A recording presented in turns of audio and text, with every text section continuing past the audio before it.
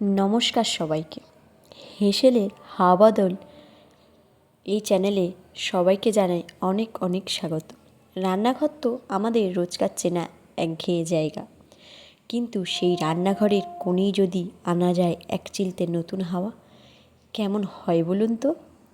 আজকে আমাদের চ্যানেলের একদম প্রথম ভিডিও, তাই ভিডিওটা একটু মিষ্টি একটু ঝাল মিশিয়ে শুরু করা যাক।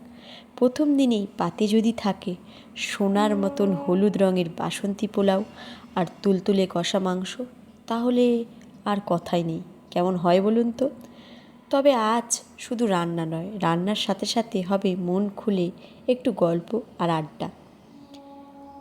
আর তোমাদের সাথে গল্প করতে করতে আমারও তাড়াতাড়ি রান্নাটা হয়ে যাবে। চলো একটু রান্নাটা শুরু করা যাক। এখানে দেখতেই পাচ্ছ আমরা গোবিন্দভোগ চাল নিয়ে নিয়েছি।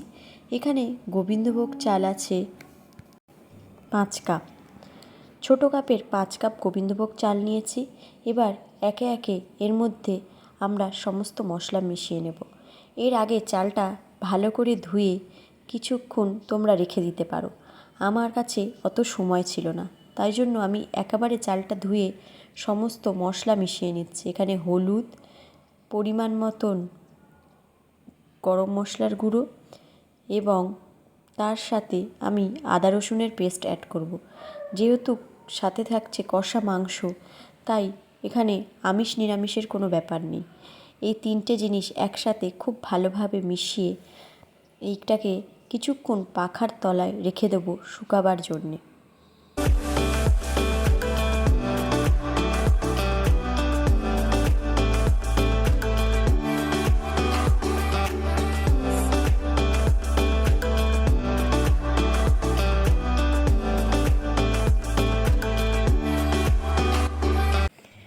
এর আগে এর মধ্যে ঘি মিশিয়ে নেব।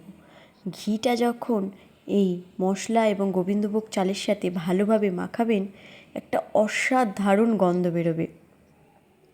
সেই গন্ধটা শুনে না আমার একটা গল্পের কথা মনে পড়ে গেল। চলো তোমাদের সাথে শেয়ার করা যাক। আমার এই চ্যানেলের নামটা হেসেলের হাওয়া বদল। এটা কিন্তু এমনি এমনি নয়। আমাদের সবার জীবনে তো কত ব্যস্ততা, কিন্তু যখনই আমরা একটু ঘুরতে যেতে চাই বা পছন্দের কোনো খাবার খাই, মনটা কেমন যেন ভালো লাগায় ভরে ওঠে, তাই না? এই চ্যানেলে আমি আপনাদের সাথে ভাগ করে নেব আমার নানা রকম ঘোরার গল্প, নতুন নতুন জায়গায় খাওয়া দাওয়ার গল্প এবং হেসেলে বিভিন্ন নতুন নতুন রান্নার গল্প। আর অবশ্যই তার সাথে আপনাদের সাথে গল্প করব। আচ্ছা, আপনারা যারা দেখছেন, আমাদের প্রিয় কম্বিনেশানটা কি বলুন তো? রবিবারের দুপুরে পোলাও মাংস নাকি পাতলা পাঁঠার মাংসের ঝোল আর ভাত? কমেন্ট করে কিন্তু জানাতে ভুলবেন না।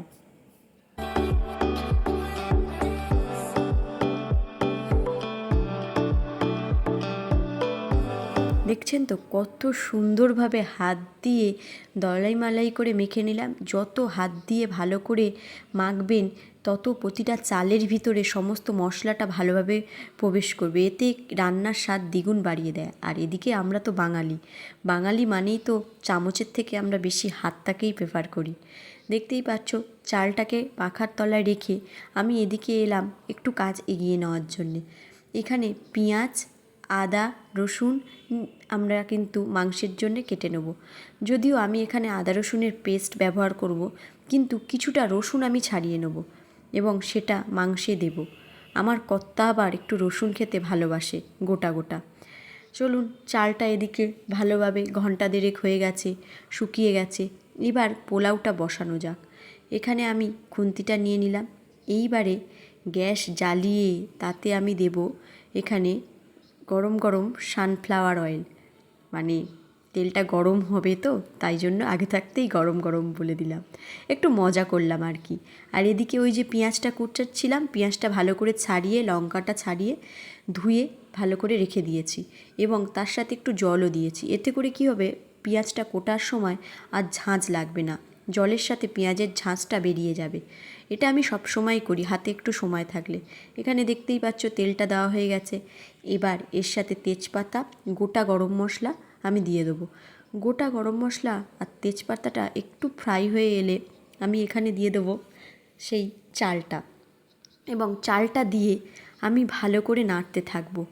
যত বেশি চালটাকে নাড়বেন তত বেশি পোলাওয়ের স্বাদ হবে এবং চালটা বেশি ঝুরঝুরে থাকবে, মানে পোলাওটা ঝুরঝুরে হবে। এটা একবার ফলো করে দেখবেন। কে কে এইভাবে রান্না করেন সেটাও আমাকে কমেন্ট করে অবশ্যই জানাবেন। আমি তো সবসময় 5 মিনিট ধরে চালটাকে ভালোভাবে কষিয়ে নিই বা ভেজে নিই, যাই বলুন। এবং আমি এখানে গরম জল ইউজ করি। আমি প্রথমেই বলেছি এখানে ছোটো কাপের 5 কাপ চাল আছে, সেই জন্য আমি এখানে ওই সেম কাপেরই 10 কাপ জল হালকা উষুম গরম করে নিয়েছি। একেবারে টকবক করে ফোটাবেন না, হালকা উষুম গরম করবেন, কারণ টকবক করে ফোটালে চালটা খুব তাড়াতাড়ি সিদ্ধ হবে না এবং জলটা শুষে যাবে, এর ফলে পোলাওটা হবে না। সেই জন্য উষুম উষুম গরম জলই অ্যাড করবেন।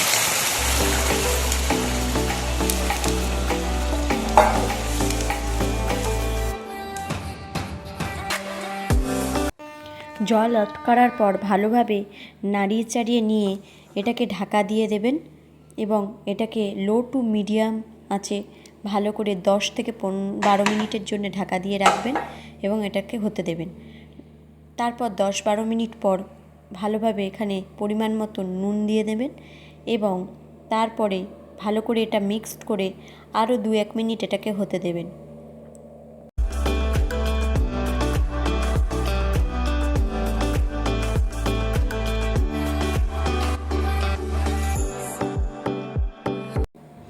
তারপর এর সাথে স্বাদ মতন চিনি। আমি এখানে চিনির পরিমাণটা কম দিয়েছি, যেহেতু এটা চিকেন কষার সাথে যাবে তাই একটু ঝালঝাল আমি বেশি খেতে পছন্দ করি। আপনারা চাইলে চিনিটা বাড়িয়ে দিতে পারেন, তাহলে একটু মিষ্টির পরিমাণটা বেশি হবে। এবং উপর থেকে ভালো করে ঘি এবং কাঁচা লঙ্কা ছড়িয়ে দেবো। এখানে চেরা কাঁচা লঙ্কা ব্যবহার করেছি, যেহেতু প্রথমেই বললাম আমি একটু ঝালঝাল খেতে পছন্দ করি, সেই জন্য উপর থেকে 4-5টা কাঁচা লঙ্কা ভালোভাবে সাজিয়ে দেবো। দেখুন তো আমার পোলাওটা কেমন দেখতে লাগছে। চলো এইবার মাংসটা রান্না করা যাক। এখানে আমি 700 মুরগির মাংস নিয়েছি। মাংসটা ভালো করে ম্যারিনেশন করে রেখে দেবো। এখানে সর্ষের তেল দিচ্ছি, বেশ ভালো পরিমাণে সর্ষের তেল দেবেন, যেহেতু বাসন্তী পোলাওয়ের সাথে চিকেন কষা হবে। সেটা যদি একটু ঝাল ঝাল তেল তেলের না হয় তাহলে কি আর জমে। আর তার উপরে বাইরে এত সুন্দর একটা বৃষ্টি হচ্ছে, বৃষ্টির দিনে তো এই কম্বিনেশনটা খুবই ভালো আমার মনে হয়। আপনাদের কি মনে হয় সেটা অবশ্যই আমাকে কমেন্ট করে জানাবেন। এখানে কিছুটা হলুদ দিয়ে নিলাম এবং তার সাথে আমি এখানে পরিমাণ মতন লবণ দিয়ে দেবো। এখানে লবণের পরিমাণটা আপনাদের স্বাদ অনুযায়ী দেবেন এবং যখন রান্নাটা হবে তখন অবশ্যই যদি লবণ লাগে তাহলে দেবেন। আমি এখানে একটু বেশি পরিমাণে দিলাম যাতে রান্না করার সময় আর লবণের দরকার না হয়। আগেই বলেছিলাম আমি এখানে পুরোটাই আদা রসুনের পেস্ট দিয়ে করব, যেহেতু আমার হাতের সময় খুব অল্প। আর তার সাথে এইভাবে গল্প করতে করতে রান্না করলে অবশ্য সময়ের কোনো রকম কোনো হিসেব থাকে না। চলো ভালোভাবে মাংসটা হাত দিয়ে মাখানো যাক।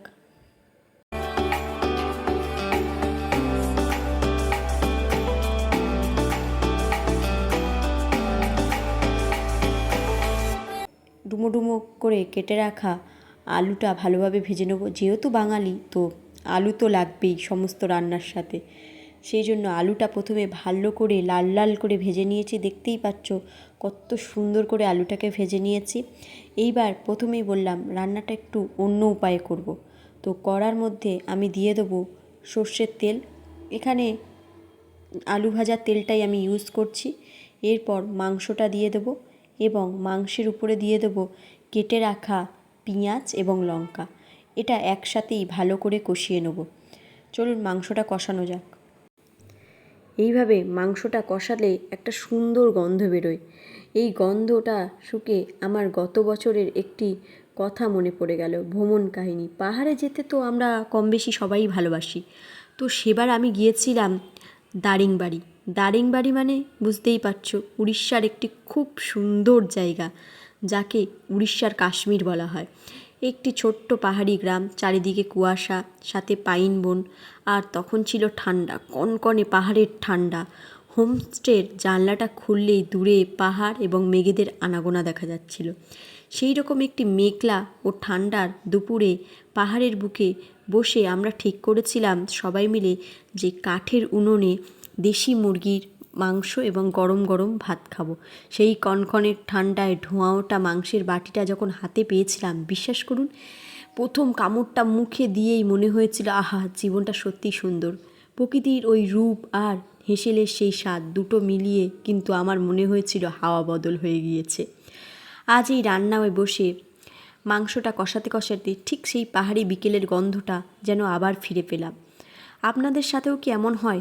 কোনো একটা বিশেষ রান্নার গন্ধ বা স্বাদ নিয়ে আপনাদের কোনো একটা পুরনো স্মৃতি বা ভ্রমণ স্মৃতি মনে পড়ে গেল? কমেন্টে অবশ্যই আমাকে জানাবেন। দেখতে দেখতে একে একে আমি মাংসের মধ্যে জিরের গুঁড়ো, ধনের গুঁড়ো দিয়ে দিয়েছি। দিয়ে ভালো করে মাংসটাকে আবারও কষিয়ে নেব এবং এখানে আমি মাংসে গরম জল অ্যাড করব। জলটাকে গরম করে নিয়েছি। এখানেও আমরা উষুম গরম জল ব্যবহার করব। মাংস বেশ লাল লাল করে কষে তেল ছেড়ে দিলে আমরা এখানে জলটাকে অ্যাড করে দেবো। এখানে পরিমাণ মতন জল অ্যাড করবেন, কতটা আপনারা রাখতে চান তেমনভাবে। আমি এখানে খুব একটা বেশি ঝোলঝোলে রাখবো না, তাই সেই রকম একটু গায়ে মাখা করব, যেহেতু পোলাওয়ের সাথে খাবো। তো দেখতেই পাচ্ছ কতটা জল অ্যাড করলাম। এবারে এটাকে ভালোভাবে ঢাকা দিয়ে ফুটতে দেবো। দেখো ফিরে এসছি, মাংসটা হয়ে গেছে। এইবার আমরা বাটিতে বেড়ে নেব। যেহেতু মাংস আর পোলাও আমাদের প্রথম রান্না, তাই এটা বাড়ির বড়দের দিয়েই শুরু করা যাক। এই বাটিটা আমি সাজাচ্ছি আমার শাশুড়ি মার জন্যে। থালাটা সাজিয়ে নিয়েছি, সবটাই আপনাদের সাথে শেয়ার করলাম। দেখুন কেমন হয়েছে। আপনারা তো টেস্ট করতে পারবেন না, দেখেই বলুন কেমন হয়েছে। আর যদি টেস্ট করতে হয় তাহলে অবশ্যই আমাদের বাড়ি চলে আসতে হবে। এই পর্বটি আপনাদের কেমন লাগলো অবশ্যই কমেন্ট করে জানাতে ভুলবেন না। যদি ভালো লাগে তবে একটি লাইক শেয়ার করে বন্ধুদের সাথে আমার ভিডিওটি শেয়ার করে দেবেন এবং ছোট্ট পরিবারে হেসেলের হাওয়া বদলের সদস্য হতে চ্যানেলটাকে সাবস্ক্রাইব করে দেবেন। আগামী পর্বে আপনাদের নিয়ে যাব নতুন একটা সুন্দর জায়গায় অথবা কোনো স্বাদের খোঁজে। ততক্ষণ সবাই সুস্থ থাকবেন, ভালো থাকবেন আর দেখতে থাকুন হেসেলের হাওয়া বদল আমার এই ছোট্ট চ্যানেলটাকে এবং আমার সাপোর্ট করে আমাকে পাশে থাকুন, যাতে আমি আরও এগিয়ে যেতে পারি এবং এরকম সুন্দর সুন্দর ভিডিও আপনাদের সাথে শেয়ার করতে পারি।